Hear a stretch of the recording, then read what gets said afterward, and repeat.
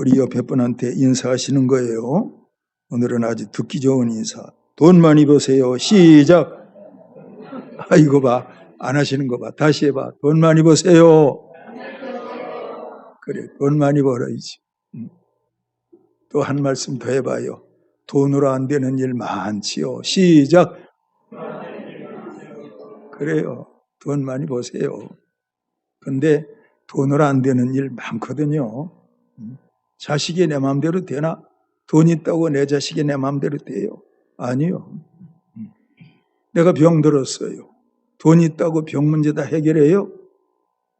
돈 있어서 병원에 가서 낫는 병도 있지만 그 병 때문에 죽는 병도 있다니까. 빨리 깨달아야 돼요. 그래서 베드로가 은과 금은 내게 없거니와 내게 있는 것으로 내게 주노니 곧 나사렛 예수 그리스도의 이름으로 일어나 걸. 은과 금은 없거니와 나사렛 예수. 그분은 창조주예요. 그분은 부활의 주님이에요. 그러므로 그분이 함께하면 여러분과 저는 거칠 것 없어요. 주 안에서 형통하는 삶을 살게 되는 거예요. 선배 목사님 가운데 저보다 10살 정도 위인 목사님이 한 분 계셨는데 그분은 신학 공부할 때 너무너무 열심히 했어요. 새벽 예배를 나가면 다른 사람 다 가고 끝판까지 기도해요. 제가 그분이 나중까지 기도하는데 어떻게 기도하는가 한 번은 지켜봤더니 새벽 예배 끝나고 처음 기도를 시작할 때는 강단 쪽을 보고 기도를 시작해요. 그런데 얼마나 극성스럽게 기도를 하는지 나중에는 주변에 아무것도 안 남아요. 막 뺑뺑 돌아가지고 그냥 그렇게 극성스럽게 기도를 해요. 한 번은 그분이 모나미 볼펜 3자루를 사가지고 그걸 노란 고무밴드로 묶는 거예요. 그걸 뭐하려고 그래 묶으세요? 그러니까는 자기가 트럼펫을 불고 싶은데 트럼펫 살 돈은 없고 이 볼펜 3자루 묶어서 볼펜 스프링 있잖아요. 이렇게 누르면 올라갔다 내려갔다 하니까 트럼펫 그거 올라갔다 내려갔다 하는 거하고 똑같으니까 그래서 트럼펫을 한번 불어보겠다고. 그분은요 나중에 트럼펫을 잘 부는 사람이 됐어요. 나는 그분 집념을 보고 놀랐어요. 한 번은 손바닥을 붕대로 감고 있어요. 어이쿠 왜 다쳤어요? 그랬더니 하는 말이 아이고 그냥 찬송 부르는데 박수 좀 세게 치고 싶어서 불렀는데 너무 세게 치니까 손바닥에 물집이 생겨버렸다고. 그렇게 극성스러운 분은 처음 봤어요. 그분이 예수님의 사랑이 강권하니까 문둥병 환자들과 함께 살겠다고. 그래서 소록도를 들어가게 돼요. 배를 타고 들어가는데 그때가 해가 질 때쯤 돼서 들어갔는데 들어가서 어떤 집에 들어갔는데 이제 저녁을 대접한다고 식사를 만들어 하는데 밥을 비벼가지고 왔대요. 비벼서.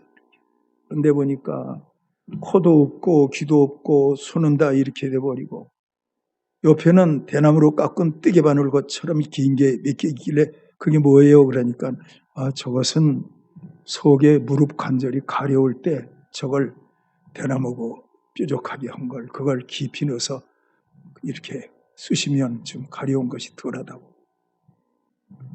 그 밥을 비벼서 이렇게 내왔고 그 뾰족한 대나무 깎은 것을 얘를 보면서 밥을 먹을 수가 없더래. 그 사람들의 그 문드러진 상처를 보니까 밥맛이 없어. 그래서 밤새도록 고민하다가 배를 타고 다시 육지로 나왔어요. 하나님, 제 마음 가운데는 사랑이 막 충만해서 다 할 줄 알았는데 저는 실격자입니다. 그러고 거기에서 나왔어요. 그리고 경기도에서 개척을 시작했는데 천막을 치고요. 천막을 치고. 요즘에는 다 상가 건물 얻어가지고 하는데 천막 치고 개척을 시작했는데 기도를 해도 뭐 목숨 걸고 하니까 그러니까 결국 교회가 되더라니까요. 그분이 저희 교회에 부흥회를 왔어요. 개척 초기에 부흥회 와서 이런저런 말씀 은혜롭게 잘 전하시는데 한 번은 이제 강사님 대접이니까 점심 대접하기 위해서 한 식당에 갔어요. 식당에 가면 이런 얘기 저런 얘기 하고 기다렸다가 식사해도 되는데 식사 기다리는 그 시간에도 계속 기도해요. 기도. 예. 누구를 위해서 기도합시다. 누구를 위해서 기도합시다. 누구를 위해서 기도합시다. 그 잠시 동안 식사 들어오기 전에도 계속 그렇게만 하시는 거예요. 그분이 한 번은 말씀하시는데 자기가 폐가 안 좋았는데 교회가 어느 정도 될 만한 상태가 돼서 이제는 다리 뻗을 정도가 됐다 생각했는데 어느 날 새벽 예배 전에 일어나서 말씀을 준비하는데 속에서 무엇이 울컥하고 올라오더래요. 음식을 잘못 먹었나 싶은데 보니까 각혈, 피가 그 말씀 준비하는 책상에 흥건하게 고여버린 거예요. 목사님이 생각하기를 이젠 천국 갈 때가 됐는가 보다. 딸이 중학생인데 그 딸을 불러다 얘기했대요. 아무한테도 얘기하지 마. 엄마한테도 얘기하지 말고 너만 이거 봐. 피토한 걸 신문지로 덮어놨다가 열어 보이면서 너만 알아야 돼. 아빠가 천국 가도 마음으로 준비해. 그랬대요. 근데 그분은 그런 상황에서 현실에 초점을 맞추지 않고 하나님께 초점을 맞춰요. 현실은 뭐예요? 폐가 망가져가지고 피를 토하는 게 그 사람의 현실이라니까. 현실에 초점을 맞추지 않고 십자가 못 박히시고 부활하신 예수님에게 초점 맞추고 그리고 죽기 살기로 기도하고 복음 전하는 일에만 열심히 했다고 그래요. 근데 하나님이 폐가 다 망가져서 피를 토하는데도 그 폐병 깨끗하게 치료하시고 그때 와서 그래요.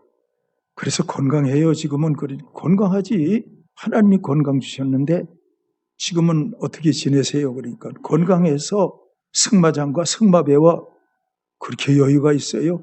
아니야. 은퇴하면 네팔 가서 말 타고 전도해야지. 그래서 승마 배우고 있다고 그래요. 제가 여러분들에게 부탁하는데 현실에 초점을 맞추지 말고 예수님께 초점을 맞춰야 돼요. 그게 신앙이에요. 알겠습니까? 현실에 초점을 맞추면 날마다 근심, 염려, 걱정, 답답함 여러분 그런 거예요. 근데 십자가에 피 흘려 죽으시고 부활하신 예수님 그분에게 초점을 맞추면 그분의 성령이 여러분 가운데 오신다니까. 그래서 여러분들을 다 인도하신다. 그 다음에 어떻게 하실까요?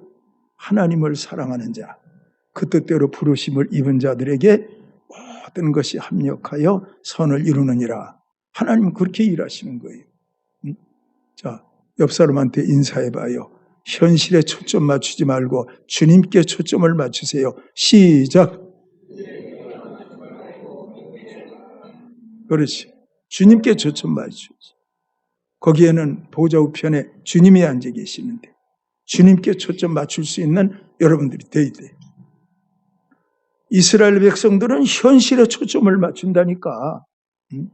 홍해에 초점을 맞춘다. 마라의 쓸물에 초점을 맞춘다니까. 애굽의 양식이 다 떨어졌다고 난리를 치고 한다니까. 근데 모세는 하늘에 하나님께 초점을 맞춘다니까. 그랬더니 하나님께서 모세에게 말씀으로 응답하시고 홍해도 갈라주시고 쓴물도 단물되게 하시고 놀라운 기적 나타내시잖아요. 여러분 알아들으시기를 축원합니다. 근데 이렇게 눈을 반짝이면서 제가 전하는 말씀을 들으면서도 또 집에 들어가서는 현실에 초점을 맞춰. 뭐가 부족하고 뭐가 어떻고 그러니까 주님께서 말씀 들을 때 그 반짝하는 신앙을 지속적으로 유지하라. 주님은 그렇게 말씀하신다. 여러분 그런 은혜 있으시기를 축원해요. 창세기에 나오는 요셉 보세요. 그 요셉이 주님을 향해서 초점 맞추잖아요. 그러니까 주님을 향해서 자기가 초점을 맞추니까 그 12대장 보디발의 아내가 눈짓을 해도 거기에 안 넘어가요. 그의 마음과 생각이 주님께 있으니까. 모함 당해서 감옥에 들어가요. 거기서도 주님께 초점을 맞추어요. 그랬더니 하나님께서 간수장의 마음을 움직여서 요셉을 사랑하게 한다. 또 주님께 초점을 맞추니까 요셉이 맑고 깨끗한 영혼을 유지하니까 술 맡는 권한장이 꿈을 해석하잖아요. 다음 어떻게 돼요? 바로왕의 꿈을 해석하잖아요. 요셉이 바로왕의 꿈을 해석했다고 해서 바로에게 초점을 맞췄느냐? 아니요. 하나님께 초점 맞추었다니까. 바로 그거예요. 그렇게 사시는 여러분들 되기를 축원해요. 여러분, 성경을 잘 보십시오. 믿음의 사람들은 현실에 초점을 맞추지 않는다니까. 하나님을 향해서 모든 초점을 맞추고 그 하나님 바라보고 산다니까. 그랬더니 하나님께서 그들을 특별 대우한다신가. 방주 만들게 하셔서 홍수를 면하게 하시고 뭐 그런 일 저런 일 성경에는 많이 나와 있잖아요.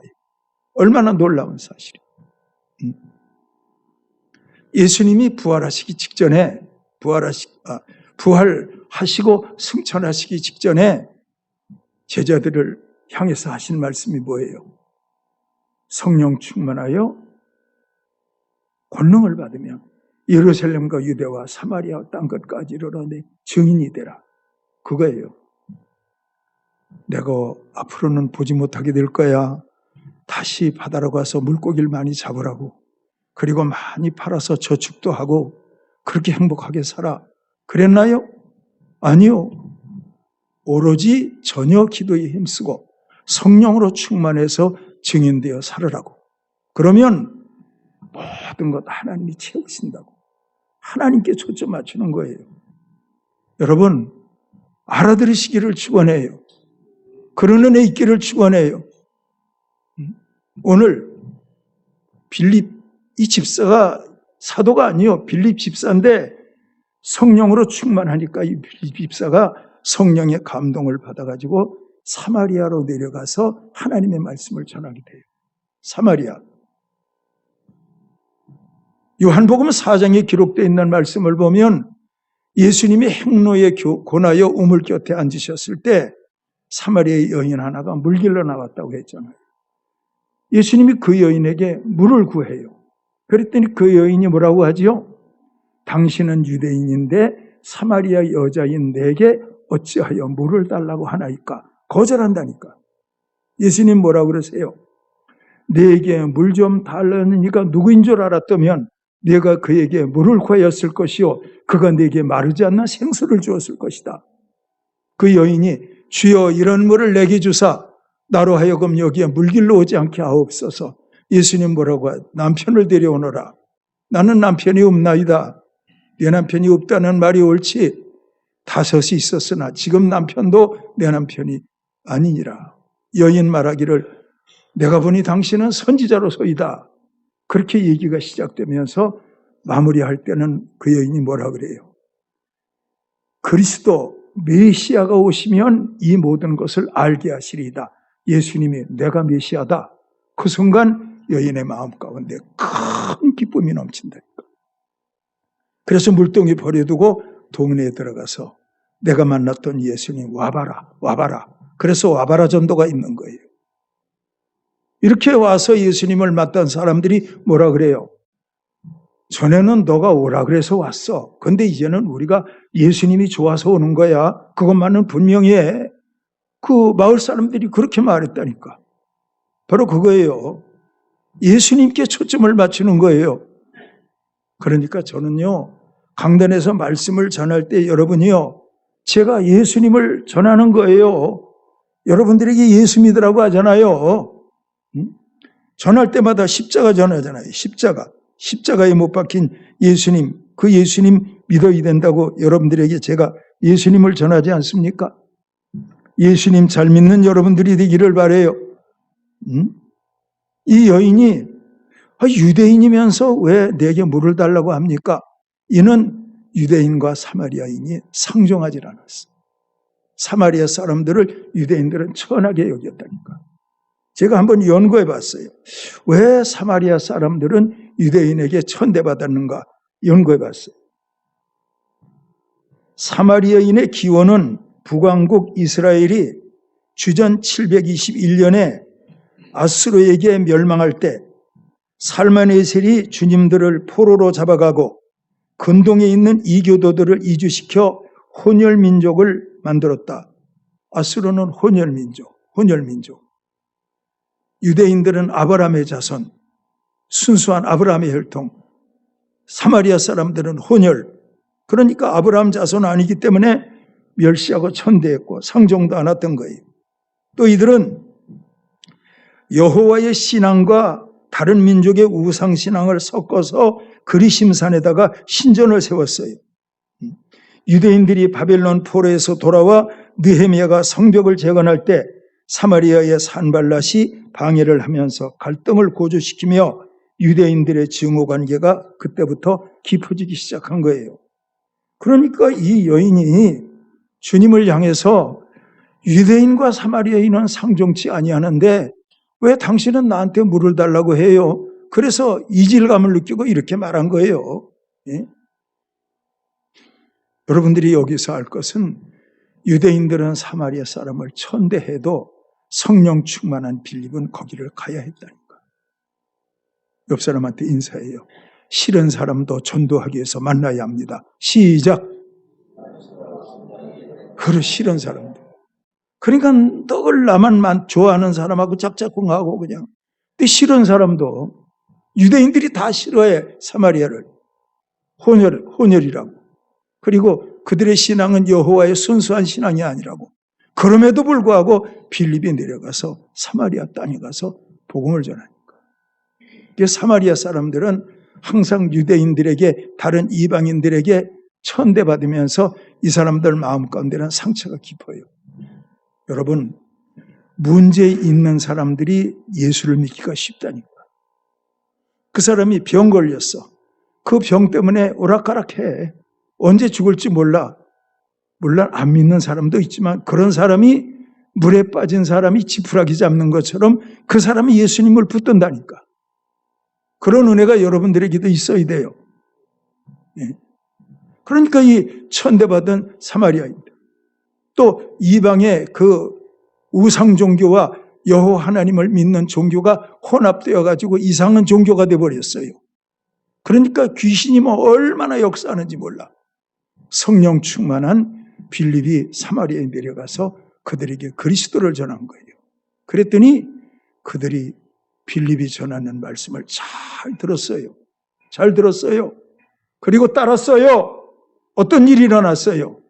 사람들의 몸에 붙었던 귀신들이 소리를 지르며 나가고 중풍병자와 안진뱅이가 걸으니 그 성에 큰 기쁨이 있더라.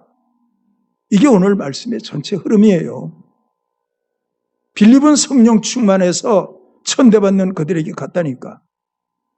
어떤 사람들에게 소외당하고 어떤 사람들에게 관심밖에 밀려난 사람이 있을지라도 여러분들은 그들을 향하여 손 내밀 수 있는 여러분들이 되어야 돼요. 그것이 귀한 거예요. 믿으시기를 축원합니다. 여러분, 사도행전 3장에 보면 나면서부터 한 번도 걸어본 적이 없는 그 거린 안진뱅이, 그 거린 안진뱅이 베드로가 뭐라고 했어요? 은과 금은 내게 없거니와 내게 있는 것으로 내게 주노니, 그리고 그의 오른손을 잡아 일으켰다 그랬어요. 그 안진뱅이는 깜짝 놀랐을 거예요. 40여 세가 되도록 자기를 사랑해서 손 한번 잡아준 사람이 없는데 글쎄 그날 베드로가 와서 자기 손을 잡았다니까. 이건 감격이라니까. 예? 그 사람이 내가 이 성전 미문에 앉아가지고 긴 세월 동안 불행을 운명처럼 안고 살아왔는데 한 번도 내 손 잡아준 사람이 없는데, 한 번도. 다 그냥 돈푼이나 던져주고 그냥 들어가 버렸는데 나사렛 예수가 누구냐? 아, 이 양반은 누구이게 내 손을 잡네? 그게 중요한 거예요. 여러분, 살아가시면서 누군가의 손을 잡아줄 수 있는 여러분들이 돼야 돼요. 그렇게 되기를 축원해요. 설교 시간에 조는 사람이 있으면 깨워야 돼요? 아니면은 사랑하는 자에게 잠을 주시는가 보다 하고 그냥 둬야 돼요? 깨워야 돼요? 어떻게 해야 돼요? 깨워야지. 깨워야지. 그래서 그 사람이 잠에서 깨어나면 감사하는 거예요. 신기한 건 우리 교회는 조는 사람들이 별로 없는데 앞에서 졸면 이상하게 뒤로 그냥 바톤을 넘긴다니까. 앞에서 졸면 깨면 뒷사람 졸고 뒷사람 졸고 보인다니까. 근데 오늘은 안 졸아서 감사하네. 그런데 몸이 피곤해서 조는 분들은 툭 쳐주고는 감사해. 아유, 감사해. 할렐루야. 이러는데 사탄이 역사에서 자는 사람은 신경질을 낸다니. 금방 영적으로 분별이 돼. 그런 거 생각하면, 옆 사람한테도 인사해봐요. 나 잘 때 깨워주세요. 시작. 그래서 제가 전에는 설교 전에는 찬송을 안 불렀어. 근데 이게 아니구나 싶어서 설교 전에 찬송을 복음성가 부르고 설교 시작한다니까. 왜? 여러분들의 굳은 마음을 좀 녹이기 위해서. 성가대 찬송도 중요하지만 또 한 번 찬송도 부르면 좋지 않겠어요? 여러분, 말씀을 통해 은혜 받는 게 빨라요? 찬양 통해 은혜 받는 게 빨라요? 저한테 묻는다면 찬양이요. 찬양 통해 은혜 받는 게 빨라. 말씀 통해 은혜 받는 건 조금 더뎌. 장단점은 있어. 찬양 통해 은혜 받는 건 받았다가 또 금방 은혜가 식어지기도 해. 그런데 말씀 통해 은혜 받으면 그 말씀은 오래도록 지속될 수 있는 거예요. 그래서 지혜로운 말씀은 잘 박힌 못과 같다. 그렇게 또 말씀하신 거예요. 귀신이 떠나갔다니까. 귀신이 떠나갔어요. 창세기 3장에 하나님께서 뱀을 저주하시는데 여자의 후손이 오면 뱀의 머리를 상하게 할 것이요. 뱀의 머리. 계시록에 보면 뱀은 용이고 용은 사탄이고 마귀고 이렇게 나와요. 근데 여자의 후손이 오면 뱀의 머리를 상하게 한다. 처녀의 몸으로 예수님이 잉태되셔서 이 땅에 오셨으니까 예수님은 여자의 후손이에요. 그 예수님이 십자가에 죽으시면서 세상 임금이 심판을 받았다. 뱀이 머리를 상했다고 말이요. 그리고 그 예수님이 말씀하시기를 이제부터는 나의 이름을 믿는 자들에게 이런 표적이 따르리니 저희가 내 이름으로 귀신을 쫓아내며 요한일서 3장 8절에는 하나님의 아들이 나타난 것은 마귀의 일을 멸하리 하심이라. 그렇게 나오잖아요. 그리스도를 전하니까 귀신이 떠나갔다니까. 알아들으시기를 축원합니다. 그리고 여러분, 우리가 인생 살아가면서 삶의 문제를 볼 때 문제만을 보면 마귀에게 속는 거예요. 문제 배후에 악한 영을 볼 수 있어야 돼요. 아시겠죠? 그런 눈이 있기를 축원해요. 여러분, 어떤 사람이 극단적 선택을 하고 자살했어. 우울증, 자살, 극단적 선택, 의학적 용어로는 그래. 그러나 귀신이 그 마음 가운데 들어가서 자살 충동을 일으키니까 자기가 자살하는 거예요. 알겠습니까? 모든 문제를 영적으로 볼 수 있는 눈이 여러분들에게 열려야 한다니까. 그래서 이 시대를 살아가면서 영들 분별하는 은사는 저와 여러분들에게 반드시 필요하다니까. 제가 목회 생활하면서 여러분들의 삶을 본다니까. 그분들은 자기가 지금 생활하는 것이 자기 이성인 줄 알아. 근데 제가 보기에는 미혹의 영이야. 미혹의 영이야. 여러분, 에서가 400명을 거느리고 야곱을 죽이려고 할 때 에서의 이성이에요? 야곱을 죽이려고 하는 마귀의 역사예요? 뭐요? 그거 봐, 대답 안 하는 거 봐. 지금 이성이라고 하고 싶지. 근데 여러분, 야곱이 하나님의 앞에 복을 받아서 하나님의 복대로 사는 것을 다 둘러엎기 위해서 마귀가 에서의 마음을 충동질해서 칼로 무자만 400명을 준비시키는 거예요. 에서의 배후에 악한 영이 있다니까. 알고 보면 여러분, 가난하게 하는 것도 가난의 영이 있고 병드는 것도 질병의 영이 있고 모든 것은 영적인 문제예요. 그래서 영적인 문제로 모든 걸 보면 그리스도가 답이라니까. 그리스도가 답이요. 한번 따라해봐요. 모든 문제를 영적으로 보면 그리스도가 답이다. 그렇죠. 그래서 예수의 이름으로 물리치니까 결국 그 사람 해결되는 거 아니에요. 그 은혜가 있으시기를 주의 이름으로 축원합니다. 그래서 중풍병자가 나았고 안진뱅이가 나으니까 그 성에 큰 기쁨이 있다 그랬어요. 세상 사는 동안에도 기쁨은 있잖아요. 병원에서 퇴원했어요. 건강회복하고. 가족들에게 기쁨이지. 좋은 대학 갔어요. 기쁨이지. 취업됐어요. 기쁨이지. 근데 그 기쁨은 오래되어 버리면 시들어버린 기쁨이에요. 근데 주께서 내 마음에 두신 기쁨은 저희의 곡식과 새 포도주에 풍성할 때보다 더하더이다. 이런 기쁨이 있다니까. 믿으시기를 축원합니다. 사마리아 사람들은 항상 생각할 때 우리는 천대받는 사람들이야. 우리는 사마리아 사람들이야. 우리는 유대인과 상종도 할 수 없어. 그랬다니까. 그런데 그들이 빌립을 통해서 귀신이 떠나가고 성령 충만하니까 그들은 그때부터 하나님과 초점을 맞춰 살아가는 그리스찬이 된 거예요. 바로 신앙생활은 그거예요. 제가 서두에 말씀드렸어요. 선배 목사님의 예를 들으면서 그분은 몸에도 피를 토할 정도로 건강이 무너지고 했지만 하나님께 초점을 맞추니까 나중에는 네팔 가서 말 타고 선교하는 사람이 됐다 말씀드렸어요. 여러분 알아들으시기를 축원합니다.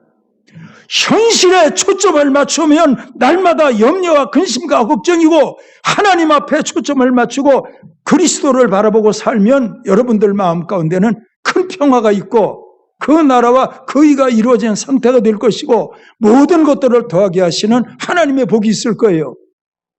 알아들으시기를 축원합니다. 예. 하나님께 초점 맞춰야 돼요.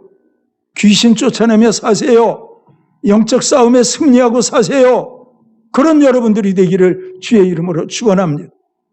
베드로전서 5장 봐요. 마귀가 두루다니며 삼킬 자를 찾는다. 사자처럼. 사자의 입을 누가 봉해요? 다니엘 때의 사자의 입을 하나님이 봉하신다니까. 그러므로 우리는요, 아무리 마귀가 극렬하게 역사해도 예수님의 십자가 앞에는 머리를 상한 뱀과 같다니까.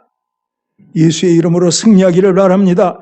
주님 바라보고 사시기를 바랍니다. 환경은 어떠하든지 십자가 주님, 부활의 주님 바라보면서 여러분들 마음 가운데 성령의 기쁨이 늘 충만하기를 늘 주의 이름으로 축원합니다. 축원합니다. 기도하겠습니다.